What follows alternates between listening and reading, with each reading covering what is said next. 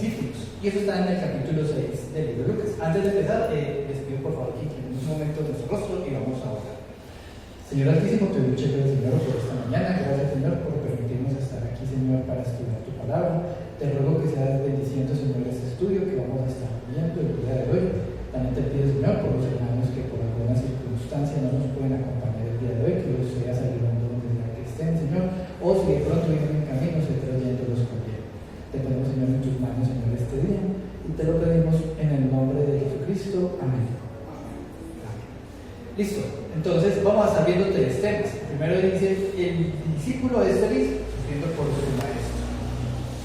El otro es, el discípulo muestra amor hacia su enemigo, ¿cierto? Y el tercero es, el discípulo se conoce ¿por qué?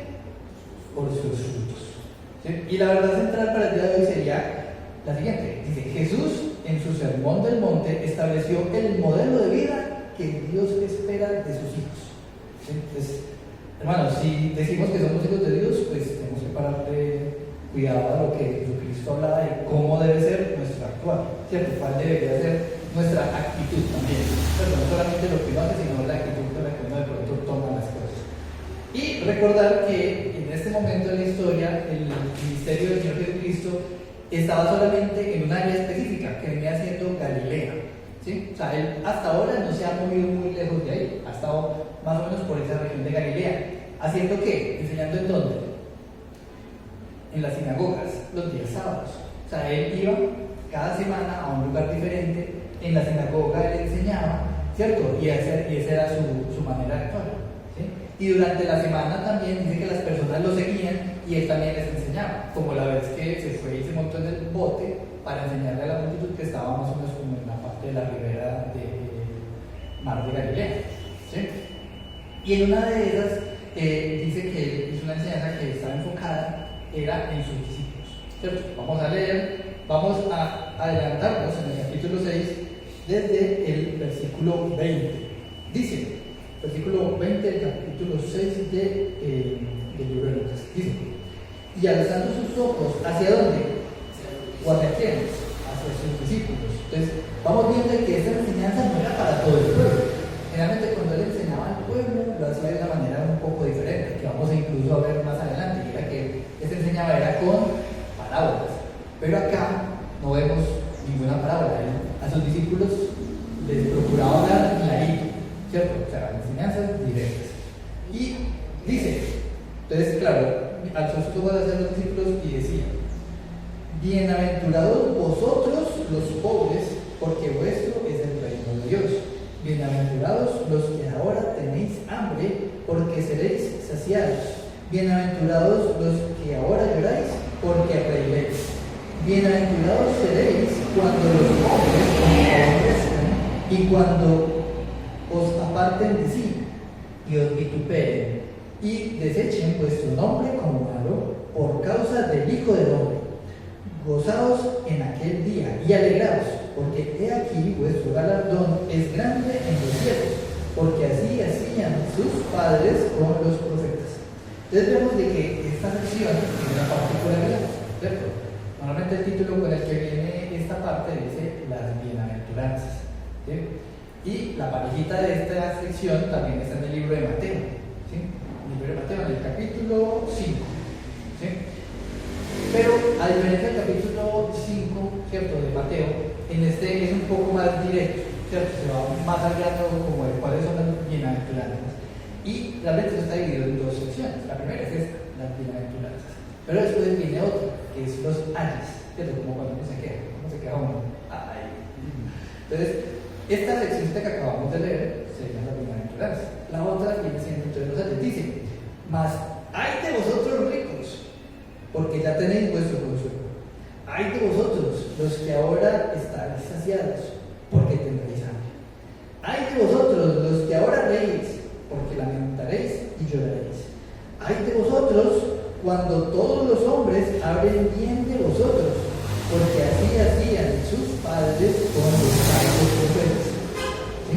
Entonces vemos, hay una cosa que es muy común en la manera como la Biblia se expresa, es que la Biblia siempre como que repite lo mismo de una manera diferente, ¿cierto? Es algo que no va viendo en la medida en que vamos leyendo la palabra y vemos siempre como que cuando hay cosas como importantes, como que nos lo dice de una manera y nos lo vuelve a repetir de otra.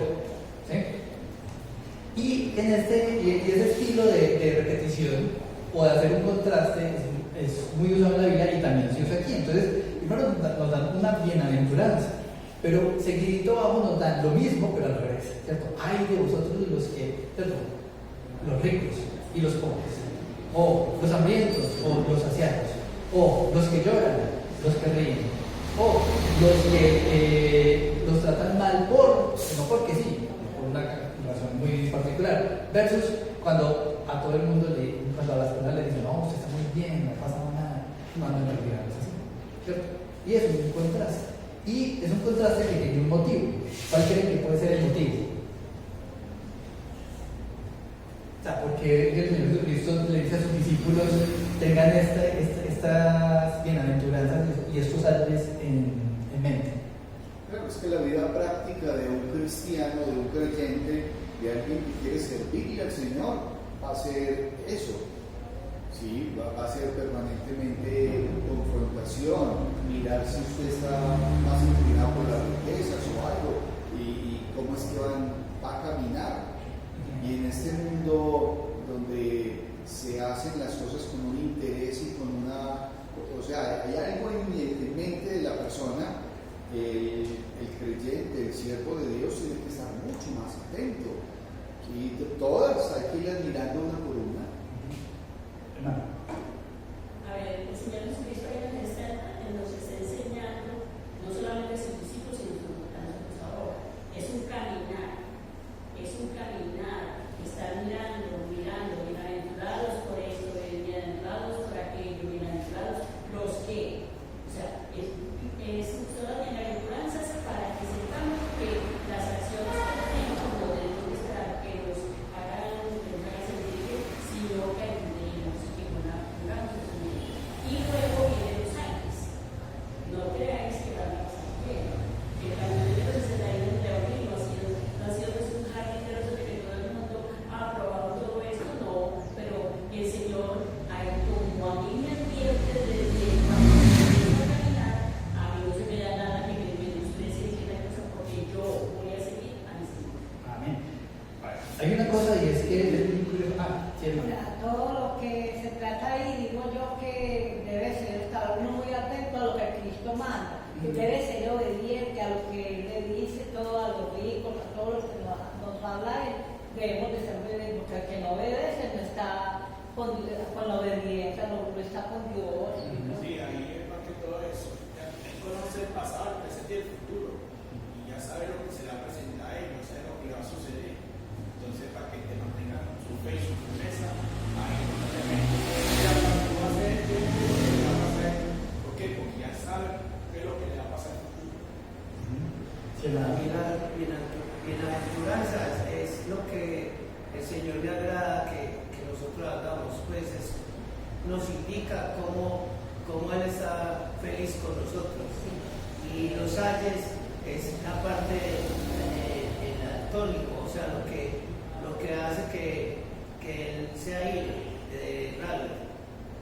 Pues no sabría si esa es como el foco, pues.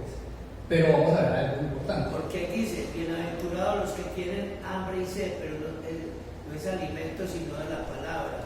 Sí, pero vamos a ver lo siguiente. Aquí es un tema que en lo que uno es de actitud. ¿Cuál es nuestra actitud hacia al Señor? ¿Cierto? Y nos da diferentes momentos. Porque ¿qué pasa? Humanamente hablando, ¿cierto? ¿Qué es lo que pasa? Cuando usted dice, es que esta persona es muy exitosa. Entonces usted, ¿qué piensa? No, esta persona está llena de plata, tiene todo. Todo el mundo habla bien de esta persona. Además de eso, no tiene hambre, ¿cierto? Y se la pasa feliz riendo, ¿cierto? Ese es como lo que humanamente uno asocia a que la gente le está yendo muy bien, ¿sí? Pero es un tema de actitud. Entonces, cuando no les va bien, cuando no tienen con qué, ¿cierto? Cuando una enfermedad. Exacto, o cuando las personas empiezan a hablar mal injustamente de esa persona, ¿cierto? Entonces, ¿cuál es nuestra actitud? Porque es que aquí viene la cuestión. humanamente la actitud siempre es como, no, es que usted está alejado de Dios, algún pecado hizo, ¿cierto? Es un tema de actitud. ¿Cuál es nuestra actitud hacia los momentos en los que las cosas no van como humanamente, entre comillas, es decir, que todo vaya muy bien? Entonces vuelve y dice, bienaventurados quienes. En el capítulo 22, hermano, no, desde el 21, perdón, desde el 20, dice, bienaventurados vosotros los pobres. Sí. Es que ser pobre era sinónimo, o incluso hoy en día, es que yo soy muy pobre, sinónimo es que de dejar después, como que es que Dios no está con usted. Y habrá iglesias donde de pronto te pueden decir barbaridades como que es que no, es que si usted es pobre es porque algún pecado tiene, y no necesariamente, ¿sí? O sea, es un tema de actitud. Era muy por el espíritu, hasta que conocí la palabra. Sí, ya. Eso es Es pobreza. diferente. Mi riqueza es otra. Es otro tipo de pobreza, pero claro, pero nos dice bienaventurados. ¿Por qué los pobres son bienaventurados?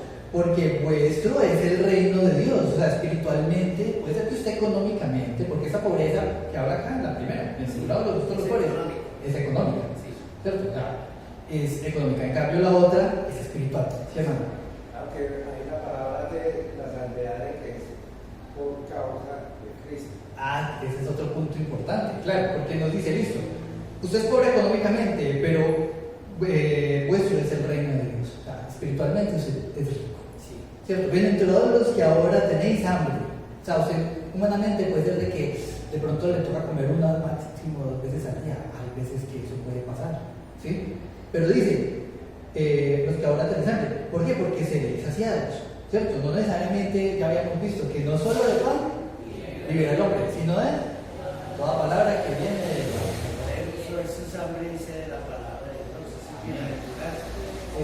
Luego dice, bienaventurados los que ahora lloráis, porque reiréis, ¿cierto? O sea, nos da ese contraste en el sentido de que la actitud que nosotros tenemos que tener no es una actitud como de que, humanamente sí, puede ser que no tengo plata, no, puede ser que hoy estoy muy triste, algo me pasó, la situación está muy dura y uno de pronto se siente muy mal y uno dice, estoy muy triste, sí, eso puede pasar, pero es como no tener la vista en estas cosas terrenales, sino poner la vista en lo que realmente interesa, que es más allá de eso, ¿cierto? La parte espiritual. Y los ayes también son bien importantes, porque es que, y para retomar lo que dice el hermano, por continuar, ¿cierto? Dice, bienaventurados seréis cuando los hombres os aborrezcan y cuando os aparten de sí y os vituperen y desechen vuestro nombre como malo. Porque sí, eso, porque es que si yo soy una mala persona y trato mal a todo el mundo, pues me merezco que me traten recíprocamente. Está mal. El tema es que cuando eso suceda, ¿por causa de qué? Dice, por causa del Hijo del Hombre, es decir, por causa de Jesucristo. Entonces eso ya es otro asunto. Entonces, ahí la parte importante es entender que estas bienaventuranzas son una actitud que como cristianos tenemos que tener, ¿cierto? No dejarnos cegar por lo que humanamente la gente dice, no, es que si te va mal, entonces, porque se caen en errores, que es que usted es muy pobre, sáquelo a cuotas, es que estás muy triste, no, tomes esta pastillita que eso lo estabiliza, que es que tiene mucha hambre, no, vaya igual lo mismo con la parte económica, vaya y compre a crédito, ¿cierto? O que es que la gente habla mal de usted, entonces hágale maldades, ¿cierto? O sea, humanamente cuando uno tiene la actitud correcta ante estas situaciones de la vida, pues uno es equivocándose más. Así lo digo. Ahora, hay que tomar siempre en consideración algo, y es que el Señor acá le está hablando a los discípulos, o sea, les está dando una instrucción a una serie de personas que van a tener un oficio en el cual ellos no se van a quedar callados, no, ellos van a salir, van a compartir en la palabra de Dios y van a ser vituperados. Va a llegar un momento donde no van a tener nada de sus bolsillos porque no van a tener, pero asimismo van a estar hambrientos, pero todo por causa del Señor Jesucristo. Ellos van a estar dispuestos a hacerlo, porque no es fácil. Muchas veces una persona está en los caminos de Dios y cuando empiezan las cosas a no ir tan bien, salen disparados y se van y abandonan el Evangelio. ¿Por qué razón? Porque hay infinidad de razones. Entonces el Señor les dice, ustedes son bienaventurados y van a tener hambre. ¿Por qué? Y si van a estar tristes o llorando, porque van a reír. ¿Por qué? Porque es que después de la tormenta viene la calma y el creyente tiene que esperar en Cristo. Y para los que aman a Dios, todas las cosas les ayudan a bien, aún las dificultades, para las cuales muchas veces no estamos preparados. Yo cada vez que converso con personas que vienen de Venezuela, Francisco, Daisy, no ha sido fácil la situación. Tuvieron que salir, pero después de esas crisis y de todo eso, el Señor va fortaleciéndolos, los va llevando y el panorama es diferente. Amén. Así pasa. Listo, y rápidamente con los Ayes es lo mismo, pero pues al revés. Es como, si usted se concentra o usted es una persona que humanamente le va bien, tenga cuidado. ¿Por qué? Porque es que a veces en la comodidad, ¿cierto? Cuando las cosas humanamente nos van bien, que es que usted tiene un buen trabajo y tiene recursos, su nevera está llena todo el tiempo, de verdad está feliz, no le pasa como a el esposo, ¿cierto? O todo el mundo habla muy bien, hay que tener cuidado. ¿Por qué? Porque es que uno no se puede, como por decirlo de alguna manera, dormir en los laureles, creer que es que eso es lo que me merezco, o creer que es que las cosas van a ser así toda la vida, no. ¿Cierto? Porque llega y dice, hay de vosotros ricos, porque ya tenéis vuestro consuelo. Hay de vosotros los que ahora estáis saciados, porque tendréis hambre. Hay de vosotros los que ahora reís, porque lamentaréis y lloraréis. Hay de vosotros todos los hombres que hablen bien de vosotros, porque así hacían sus padres con los falsos profetas. Y eso es como una especie de autocrítica. Si todo el mundo habla muy bien de nosotros, es porque quizás de pronto no estamos hablando de Cristo. Eso no significa que tener dinero, ser rico, no. sea un pecado o algo malo, no. Porque hay gente con mucho dinero que es muy humana. Sí. Y hay otros que si el dinero volvieron Dios al dinero. Ajá. Ese sí es el verdadero. Eso, porque eso es un llamado de atención, para que no nos olvidemos de que es que Es Dios el Dios que es el que nos da. Sí, y hay que mirar algo importante, es que en este momento de la historia de la humanidad, las sociedades más ricas son aquellas que tienen temor de Dios. Hay países en donde el evangelio, donde el cristianismo está firme y son países ricos. O sea, el ser cristiano no es sinónimo de pobreza, al contrario, porque hay orden, hay temor a Dios. En cambio, aquellos países que están apartados de Dios tienen situaciones complicadas. Miramos, por ejemplo, países como Haití, donde es muy complicado para el evangelio. Y eso es una región muy triste, muy triste. Y asimismo otras donde no le han prestado atención a la palabra de Dios, viven en condiciones muy desastrosas. Aman más la riqueza que a Dios. Sí. Quieren más la plata que cambian. Sí. No, pero ojo, porque yo conozco personas ricas que aman a Cristo y conozco personas pobres en una condición de miseria que odian al Señor, ni siquiera lo buscan. Por eso hace. Entonces eso lo vemos acá en el municipio, claro, la gente arrastrada, por eso hay tantos borrachos, no tienen plata para comida, pero sí tienen plata para el guaro. Claro. Entonces, ahí como para resumir, recordemos, esas bienaventuranzas es un tema de cómo debemos como cristianos tener una actitud hacia las situaciones de la vida. Pero continúa, ¿cierto? El siguiente tema viene siendo el discípulo muestra su amor hacia su enemigo. ¿Sí? Y va desde el 27 al 31, dice, pero a vosotros los que oís os digo, ¿quiénes son los que oían? Discípulos. Amad a vuestros enemigos, haced bien a los que os aborrecen, bendecid a los que os maldicen, y orad por los que os calumnian. Al que te hiera en una mejilla, preséntale también la otra. Y al que te quite la capa, ni aun la túnica le niegues. A cualquiera que te pida, dale, y al que tome lo que es tuyo, no pidas que te lo devuelva.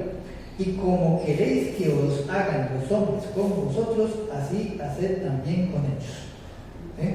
Entonces aquí vuelve y habla sobre una actitud que como cristianos, como discípulos del Señor, tenemos que tener, ¿cierto? Y es una actitud que es antinatural. Si alguien a usted le quita, usted espera que le devuelvan, Si alguien llega y le dice, ay, vení, préstame tal cosa, usted espera que la use y que se la devuelva, no que se quede con ella. Y, por ejemplo, es que es muy chistoso porque es como, sí, es una actitud que no es normal, ¿cierto? Usted no espera que si alguien llega y le da usted una patada, usted va a estar como tranquila al lado de esa persona después. Sí, pero es lo que hay que cultivar y sembrar, que no es fácil, hermanos. No es fácil porque de todas maneras en la condición humana unos se aprovechan de otros, pero el Señor no nos manda a preocuparnos por eso. Aquí hay una instrucción precisa, es precisa.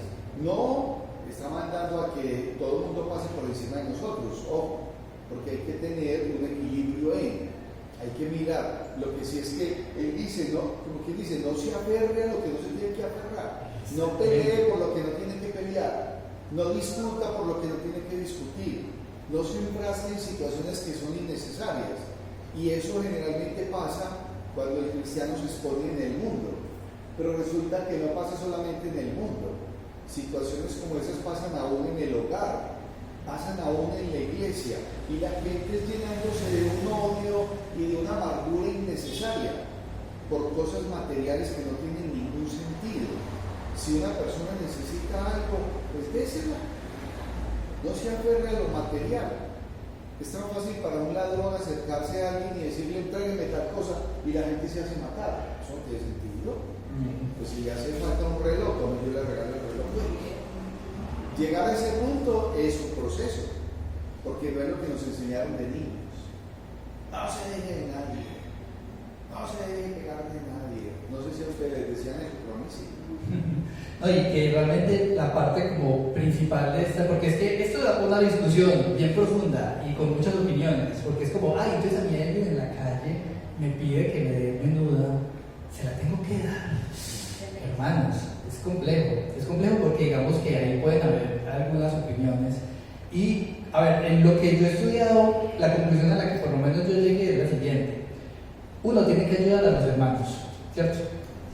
Con desconocidos o con personas que uno a lengua sabe que no es cristiano, sino que es, no sé, borracho o drogadicto.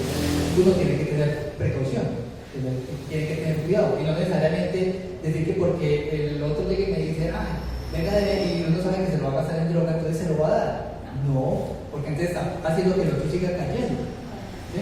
Entonces, digamos que ahí hay un tema muy profundo que, pues, por temas de tiempo no nos va a dar para profundizar. Pero hermanos, igual yo creo que en el futuro, pues, ahí tienen la razón para que hagan un estudio más profundo, porque este no es el único texto en el que se habla de este principio, que es el de amar a nuestros enemigos. ¿Sí? Que incluso, si leemos un poquito más abajo, llega y dice, amad, en el 35 dice, amad pues a vuestros enemigos y hacer bien y prestar, ojo, no esperando de ello nada, y verá vuestro galardón grande y seréis hijos del Altísimo, porque Él es benigno para con los ingratos y malos. Sed pues misericordiosos, como también vuestro Padre es misericordioso. ¿Sí?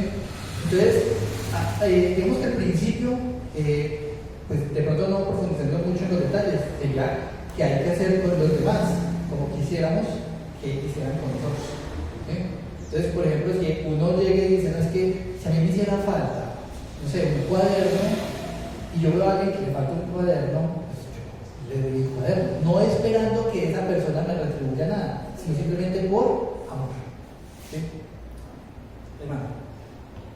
A ver, lo que es desde el principio, que es una conducta, o sea, yo, por ejemplo, cuando paso por esta porción de las escrituras, veo cuando yo tenía mis hijos, no puedes hacer esto porque tanta cosa, no puedes hacer esto porque tanta cosa. Entonces, es una conducta que el Señor nos está enseñando cómo debemos proceder en caso de que suceda algo. Entonces, si nosotros aprendemos a obviar todo esto y a hacer tal y conforme el Señor nos manda, nos va bien en la vida. O sea, porque generalmente los sufrimientos que tenemos es por el apego al dinero, por el apego a eso, el apego a los hijos, por lo que tengan, estén tranquilos que van a tener comida, van a tener todo, no se preocupen, pongan la mirada de mí, y yo les voy a solucionar todo. Es una conducta regular que el Señor nos está enseñando a todos.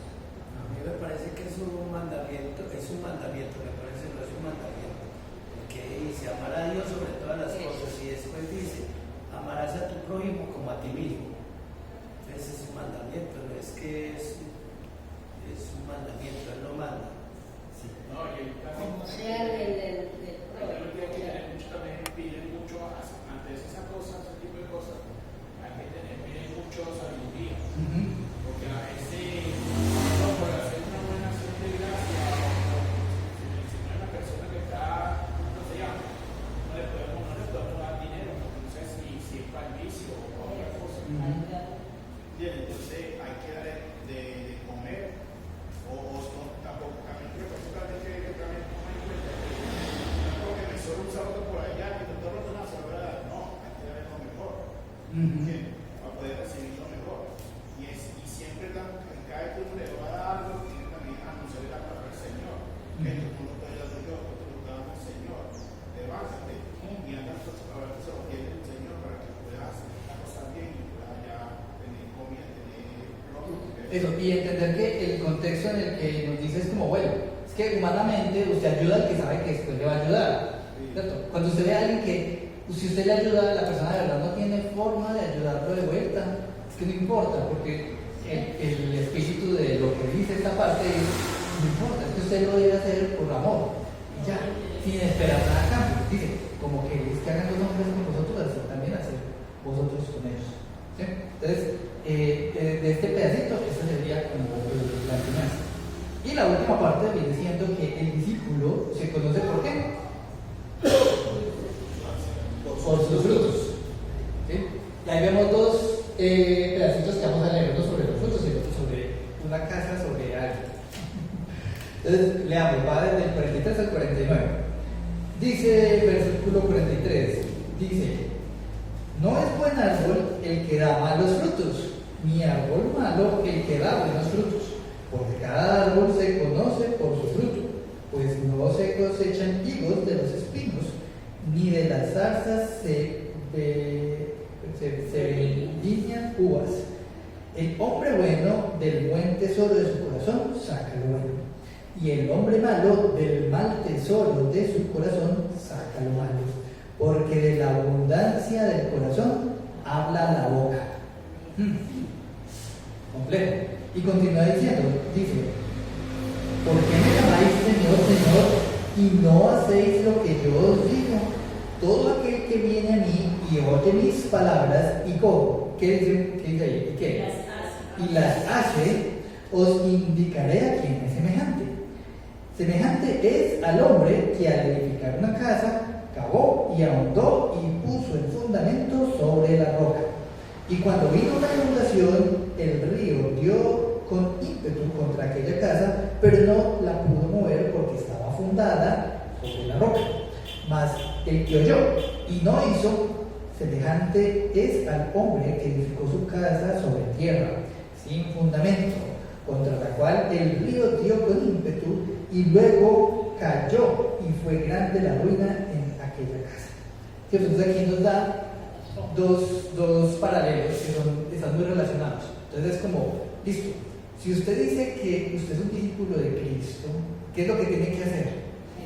Primero tiene que escuchar, tiene que oír, y después tiene que hacer.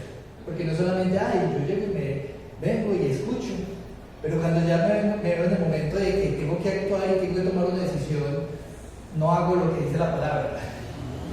¿Cierto? Entonces, o hay gente que dice, no, es que yo soy cristiano, pero uno llega y los ve y dice, pero no actúa como uno. A ver, pues el fruto, ¿cierto? O sea, y la parte que digamos ahí más me da como duro es la del 45. Dice, y el hombre bueno del buen tesoro de su corazón saca lo bueno, y el hombre malo del mal tesoro de su corazón saca lo malo, porque la abundancia del corazón habla la boca. Y eso es como bien terrible, porque entonces, como usted, por ejemplo, cuando habla normalmente, las palabras que dice, ¿de dónde salen? De esta boca. Pero lo que pasa es que hay que tomar en consideración la condición y la naturaleza. O sea, una cosa es con Cristo y otra muy diferente es sin el Señor Jesucristo. Porque en Cristo nuevas criaturas somos. Las cosas viejas pasaron, y aquí todas son hechas nuevas. Entonces, la condición de una persona que no tiene a Cristo es una naturaleza pecaminosa. Su corazón y su mente puede estar en una condición de perversión, porque no le importa, se alimenta de lo que sea, y de la abundancia del corazón es que habla. De lo malo, eso es lo que habla. Contrario a lo que le pasa a la persona que ha sido redimida, justificada por el Señor y que está en un proceso de santificación, porque tiene ya la presencia del Espíritu Santo y Él es el que permite que el creyente se vea confrontado frente a algo, entonces procede al arrepentimiento. Entonces es diferente la condición y y la naturaleza de una persona con Cristo y del que no tiene a Cristo. Sí, y sobre todo en esta parábola, porque esta es una parábola del fundamento, ¿cierto? De cómo la casa estaba fundada sobre una roca firme, ¿cierto? También se compenetra mucho con lo que estudiamos hace un tiempo en el libro de Santiago. ¿Recuerdan? Uno de los temas del libro de Santiago era la lengua, ¿cierto? Y veíamos cómo cuando uno quiere, ¿cómo se dice? Hablar, lo que está en su corazón es lo que realmente va a terminar exponiendo. Entonces, si queremos exponer cosas buenas y que ese fruto sí dé, pues tenemos que estar fundados sobre la roca, que viene siendo la palabra de Dios, ¿cierto? Viene siendo Cristo. ¿Sí, hermano? O sea que la palabra dice, construye tu casa en la arena, que luego la construyó en tu roca. En la roca, sí. O sea que eso no es la construcción de la casa, sino que está con la palabra firme, a que no se destruya. La pregunta aquí viene la pregunta. ¿El río a qué hace referencia? Cuando viene un río, ¿qué hace referencia? Cuando vienen los problemas, cuando vienen las situaciones críticas. No, hay situaciones críticas que es como cuando nos miden el aceite. Como, bueno, ¿y usted entonces qué va a hacer? Cuando llegan esos momentos críticos, si usted estaba sobre la arena, entonces usted va a caer. Si estaba sobre la roca, va a permanecer. Amén. ¿Sí? Entonces, digamos que este pedacito es bien cortico, pero es bien profundo, hermanos. O sea que siempre habla desde el corazón, no de la mente, del corazón. Bueno, corazón y mente es bien particular, porque el corazón, ¿qué es? El corazón es un órgano, ¿cierto? Porque es muy chistoso, en español es corazón, pero resulta que en hebreo y cuando hablan del corazón, no hablan del corazón, hablan de las entrañas, hablan como de la bilis por allá. Sí. Y hace referencias a ese algo, pues obviamente está en nuestra cabeza, pero ese algo que es como, venga, que es que eso, ¿verdad? Me toca, o sea, no a nivel físico como el que es que las entrañas, pero sí a un nivel emocional, ¿cierto? A eso hace referencia, hermano. Sí, aquí hay algo importante, dice, el que oye mi palabra y la hace, o el que oye mi palabra y la hace, le compararé a un hombre que en el Evangelio dice a un hombre prudente. Ese hombre prudente que edificó su casa sobre la roca, esa roca es Cristo. Y vino esto, vino aquello, y la casa se sostuvo. ¿Por qué? Porque estaba edificada sobre la roca que es Cristo. Mas el que oye mi palabra y no la hace, le compararé a un hombre insensato. Claro, porque escuchó, pero no procedió a hacer lo que la palabra le decía. Ese hombre insensato. ¿Y qué hizo? Edificó su casa sobre la arena. Y vino los mismos problemas del otro. Es que no hay diferencia en los problemas, todos tenemos problemas muy parecidos. ¿Y qué pasó? Vino todo eso. Y fue grande la ruina. Claro. Es que si una persona no está afianzada en Cristo, es vulnerable a todo. Hay algo que es muy esencial y es una conversación que hoy en una conversación de los hermanos, que uno les estaba hablando acerca de este pasaje y el otro le dijo, no, es que yo soy cristiano, pero no. O sea, porque todo esto para algunas personas que de comillas son cristianas, que se dicen llamar cristianas, que ya se bautizaron, tienen un control de cualquier cosa que pasa, ¿cierto? Refiriéndonos a la utilización de la palabra siempre debemos evitar. Pero entonces, si hay algún hermano que le está sorprendiendo, no tiene que ser así, lo que no llegan a ti, lo que no quieras que lleguen a ti, no se lo hagas ahora. No, si yo soy cristiano, pero no. Yo diría, la forma como cada uno toma la palabra del Señor. Sí, pero ahí pues digamos que de nuevo lo que hablábamos más ahorita era, hay que tener sabiduría, ¿cierto? Porque es que el principio vuelve y juega. Recordemos cuál era el principio, decía, hazle a los demás como quisieran a ti. Esa es la regla de hoy. Amén. Entonces, hermanos, a nivel de aplicaciones de estudio para la clase de hoy, estamos haciéndolo un poco más cortita porque ahorita hay un evento especial. Dice lo siguiente, dice, Jesús respetó el día de reposo. Bueno, porque recordemos que lo que leímos, no lo estudiamos por temas de tiempo, pero lo que leímos al principio, de cómo Jesucristo en el día de reposo igual hacía milagros y él le decía, ¿es lícito hacer bien o hacer mal el día de reposo? Entonces, finalmente, digamos que ahí la enseñanza viene diciendo lo siguiente. Dice, Jesús respetó el día de reposo, no como un rito, sino por su verdadero propósito, ¿cierto? O sea, ¿cuál es el objeto del día de reposo? ¿Por qué tenemos que tener un día de reposo? ¿Un día para qué? Para descansar de nuestras labores, pero no para quedarnos mirando para el techo o viendo televisión. Amén. Para alimentarnos, para estar en comunión alimentarnos espiritualmente, para estar en comunión con nuestros hermanos, para estar buscándolo a Él, ¿cierto? El objetivo del día de reposo no es solamente un descanso físico, sino también es nutrición espiritual, ¿sí? Que sigue siendo el objetivo real del día de reposo, no solamente llevarlo como un rito. Y el segundo es, las enseñanzas en el Sermón del Monte deben traer un cambio de paradigma para los que somos discípulos de Cristo.